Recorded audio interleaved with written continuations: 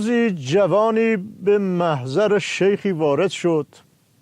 شیخ گفت جوان عرضت را بگو. جوان عرضش را گفت. سپس شیخ به جوان گفت طولت را هم بگو.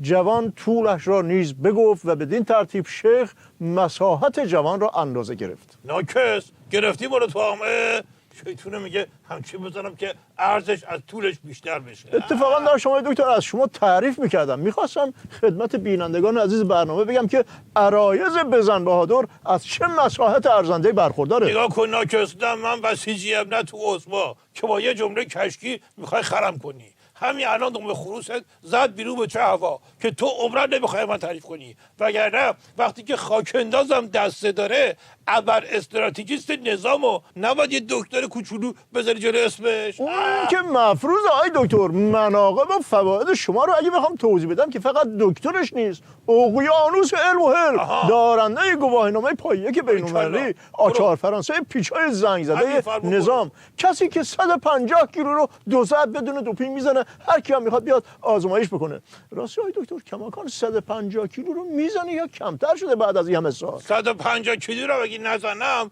موجی 70 کیلویی رو میتونم بزنم. بیا اینم نمونهش. بنابراین سوال اول، مراسم روز ارتش چرا اینقدر سوت و کور بود آقای دکتر؟ وقتی که موشک دوربرد نتونیم بیاریم، 2 تا پهپاد فکسنی هم نتونیم بیاریم، نیرو هوایی هم نباشه، چه کار کنیم؟ خب به جاشون یه سلامی بدبخت رو آوردیم که هارت و پورت بکنه.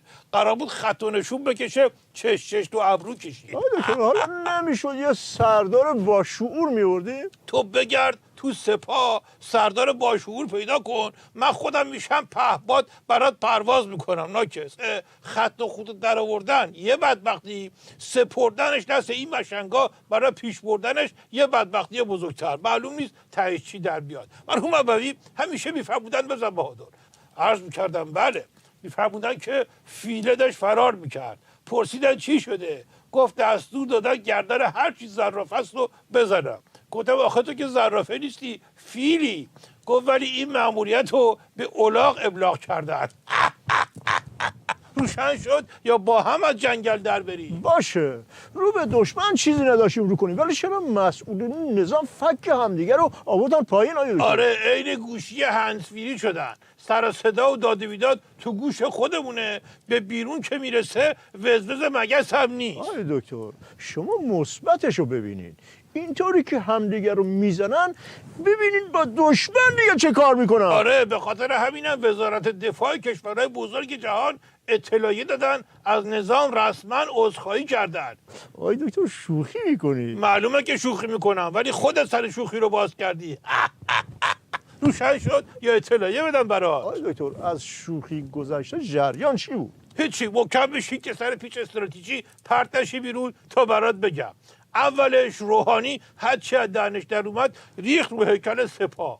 فرداش جعفری و سلامی و امام جمعه ها ریش تا ریش پریدن بهش و بیانیه سپاه و خود عظمام که اصلا طاقت نیاورد. 3 روز بعد از روز ارتش قضاشو به جا آورد و جلسه گذاشت همون حرفا. چرا؟ چون بعد جای تلنگر خورده بود. باریکلا.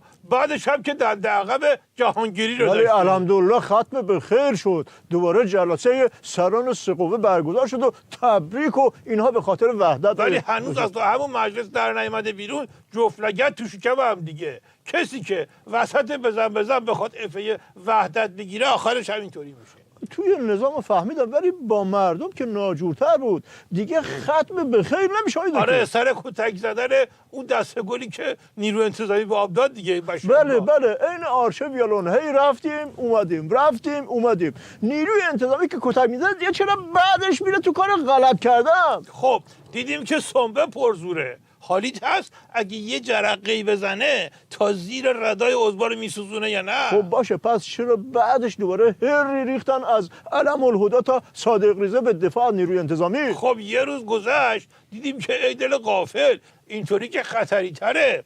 یه سدی که با بدبختی ساختی رو زدی سوراخ کردی، حالا باید با کاگل هی پرش کنی. اینطوری که نمیشه، از هر طرف میریم شما میگین خطری آی دکتر. خب بزن قدش که تازه 2000 از بدبختی‌های عضوای فلک زده رو فهمیدی. فکر می‌کنی راحتی من با تو دست میدم. حالا وضع عضوها رو ببین که تو هر کدوم از این پیچا آدمای نظام میکشه دنبال خودش، بعد میخوره به دیوار سفت ته بنبست، بعد دوباره برگرده. مرحوم بابوی همیشه میفهموندن به بهادر عرض میکردن، بله میفهموندن که یارو تو ترافیک سنگین گیر کرده بود.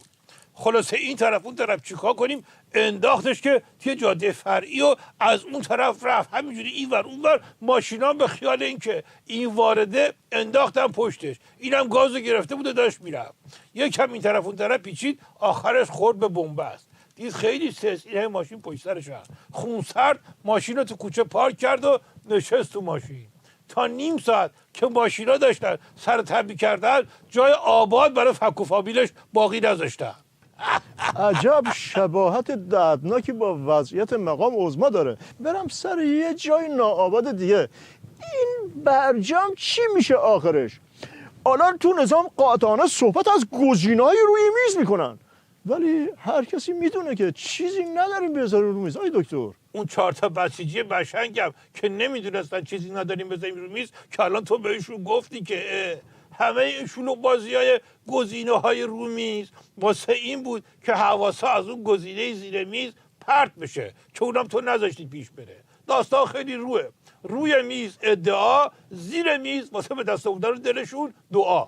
یعنی اینکه میگیم غنی سازی مجدد میکنیم و ال میکنیم و بل میکنیم کشکیه، پس چرا دل بسیجیه رو خوش میکنیم که دوباره سیمانه رو میشکنیم و جسد سانتریفوژه رو میکشیم بیرون و محمولا از روسیه برمیگردونیم و کیک زردی میپزیم که یه وجب آبسنگی روش باشه. آی دکتر، تو مگه بند 7 قطعنامه شورای امنیت نمیدونی چیه؟ چرا؟ این یکی رو میدونم، همون داستان ماشا و جنب بخوری فکت پیاده هسته. خب دیگه، پس حالا که اینو میدونی، اگه تو کف دست من مودیدی یا تو کله بسیجی شعور، اون وقت سانتریفوژارم دوباره میبینی. ولی میگن اجزاش هستن، میشه دوباره سرهمشون کرد. آره هستن، ولی دست ما نیستن.